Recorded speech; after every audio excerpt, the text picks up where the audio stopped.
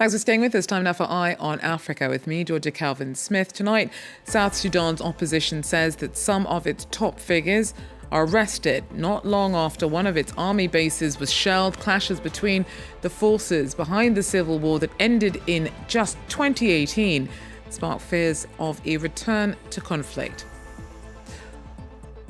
Also, Sierra Leone's parliament debates a bill to decriminalise abortion and expand contraceptive services. Campaigners say the shift will have a big impact on maternal mortality. And as the African cinema industry is expected to generate around $800 million in revenue this year alone, I speak to one filmmaker injecting her vision into the industry and talking to me about an award that she thinks will help amplify African creative voices.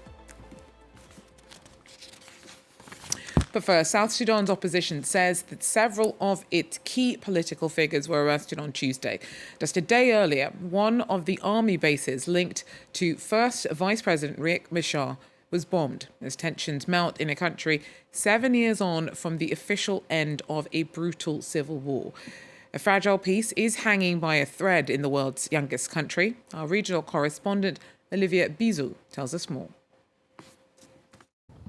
The spokesperson for the first Vice President, Riek Machar, has said that an opposition army base located about 45 kilometres west of Juba has been attacked. Now, this is deeply concerning, as it means that the fighting is getting closer to the capital.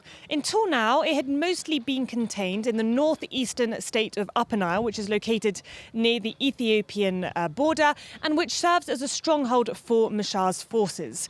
That's where the White Army, which is a militia group linked to Machar, attacked an army base at the beginning of the month. Since then, tensions have been on the rise. And as violence has escalated, the Ugandan forces have been deployed. Officials say this is part of a long-term military agreement between the two countries. But Machar wants international intervention. This week, he wrote a letter to the UN, IGAD and the African Union questioning this Ugandan presence and saying that it goes against the terms of the 2018 peace agreement, which ended the 5-year brutal civil war between the forces of Riek Machar and President Salva Kiir. That peace deal specifically prohibits the presence of foreign troops on South Sudanese soil. The UN has warned that the country is on the brink of yet another civil war, and in response to the escalating violence, Germany has shut its embassy in Juba, citing security concerns. Liv Bizou there for us. Meanwhile, next door, in Sudan, civilians continue to bear the brunt of a nearly 2-year conflict there. Attacks have escalated in the capital, Khartoum, since the army seized key areas from the RSF paramilitary last Friday. Now, the two sides have been battling since 2023. And in the western region of Darfur, at least 54 people were killed on Tuesday in a military airstrike on a weekly market in the village of Tora. Tens of thousands of people have died in the Sudanese conflict since it began. And here in Paris, a row has erupted over a concert due to be held in the French capital in solidarity with child victims of DR Congo's conflict. More than 100,000 people have been forced from their homes in the country's east as M23 rebels with strong ties to Rwanda have launched a lightning advance, seizing key cities in eastern DRC since the end of January. Now, the concert was meant to be held on April the 7th, a date of huge symbolic importance to Rwandans, as it's the International Day of Commemoration of the 1994 genocide of Tutsis in the country. Rwandan victims' associations have been pushing for a delay to the pro-Congolese concert, and on Tuesday, the Paris City Hall said that they'd passed this request on to police and were looking into a possible postponement.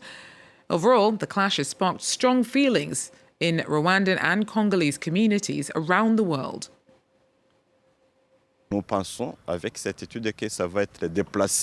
sure, we think that it's going to be moved to another date, because although there is this group, there are other people of good faith who understand what it means, who understand that we mustn't make any kind of other memory.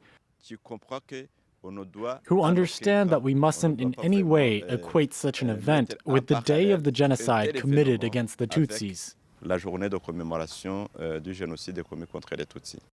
Well, to Sierra Leone now, whose parliament is in the process of debating a bill to decriminalise abortion and expand contraceptive services. Campaigners say that the shift would have a big impact on maternal mortality in the country. Take a look. At this NGO-run clinic in rural Sierra Leone, this patient receives a contraceptive implant. I've come for the family planning service so I can space out my births. Women's reproductive choices are currently a hot-button issue in Sierra Leone. Lawmakers are debating the Safe Motherhood Bill, which would decriminalize abortion till 14 weeks of gestation and expand contraceptive health services. If approved, the bill would make Sierra Leone the second country in West Africa to accept the procedure after Benin legalized first-trimester abortions in certain cases in 2021. This gave me the cause to focus my education, my activism on SRH issues because I've been a victim. I don't want other girls to be a victim of it. So I use my story to tell girls that I have been a victim. That's why one of the main reasons I'm pushing this bill. I'm in support of this bill. But the bill has been amended following opposition from religious leaders. It now limits abortion to cases of life-threatening risk, rape or incest, and fatal fetal abnormalities. Certain things in this bill did not, support our religious values and sensibilities. So if on those grounds we are judged to be unfair to women, to be hard-hearted, then so be it. An estimated 90,000 abortions are performed each year in Sierra Leone. Information from the African Population and Health Research Center shows about 10% of the country's maternal deaths are due to unsafe abortions. The government says it expects a parliamentary vote on the bill in the coming weeks. Well, the African cinema industry is expected to generate around $800 million in revenue this year alone. And that's just the official figures. Millions of viewers watch stories of all kinds across all kinds of unofficial platforms.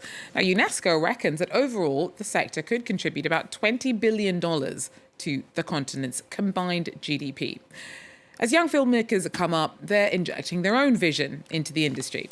Earlier, I spoke to Nigerian film producer Oluwaku Anyam Osigwe, who earlier won a 10 grand award from Hollywood's Television Academy Foundation, a prize that's known by those in the know as the Student Filmmakers Emmy. Now, that was for Lola, a tender sci-fi portrayal of a feisty teen helping her grandmother deal with dementia. Oluwaku's jetting off to LA next month for the ceremony, but earlier told me about her excitement at seeing more filmmakers like her shaping global storytelling. African filmmakers are growing. We are pushing out our content.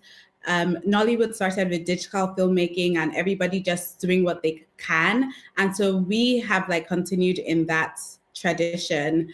And you see filmmakers all over applying for grants, showcasing in festivals. We're definitely putting out our content out there for the world to see, but there's so much more to be done. And what I'm hoping is that as more and more people are aware of are watching African content, we are able to transform the landscape of our industry as it is and make our films more accessible to audiences. And so we need to center our audiences in our stories because we learn so much about being humans from the media we consume. And when I think about Lola and what made me get involved, it's to highlight stories that kind of uplift humanity on every level. And I think that with stories like this in our African context, because stories are universal, that's why I wanted to be a part of Lola. They're universal. And so we need to tell more stories from the African perspective for universal audiences, but more importantly, so that African audiences can get a sense of relatable content and see themselves, get a sense of agency and empowerment from the media we consume. Another big congratulations to Oluwaku there. Well, Senegal's most famous lake, though, is slowly regaining its blush. When heavy flooding caused the iconic natural landmark to fade to a muddy yellow just a few years back, communities living around it were worried that rosy glow that made the waters stand out were gone for good. But nature finds a way, and Lake Retba is back in the red. Take a look. It took 3 years for the lake to regain its colors. Lake Rose had lost its famous pink hue after severe flooding. In 2022, there were heavy rains in Senegal, particularly in the Dakar region, so the floodwaters were diverted and poured into Lake Rose. They followed a natural channel, and all the water came directly into the lake, disrupting the pink color, killing the algae and microorganisms that gave the pink color. Lake Rose is a favorite destination for many local and international tourists. Thanks to its salt extractions activity, it also serves as an economic lifeline for thousands of people, including salt producers, traders, and hoteliers. When the lake was no longer pink, we were no longer allowed to market the Lake Rose products as such, because it led to misunderstandings, even refund requests, because the lake was no longer pink. So it became very complicated. So now that it's pink again, people are making reservations again to see the lake. With the loss of its color, tourism and economic activities had slowed down. Authorities had to extract the excess water that had overwhelmed the entire ecosystem. A pumping operation that cost several thousand euros. The return of its pink hue allows the lake's economy to once again see life in pink. Well, that's it for Eye on Africa for now. Thanks for joining us, though. Do so again if you can. Till then, take care.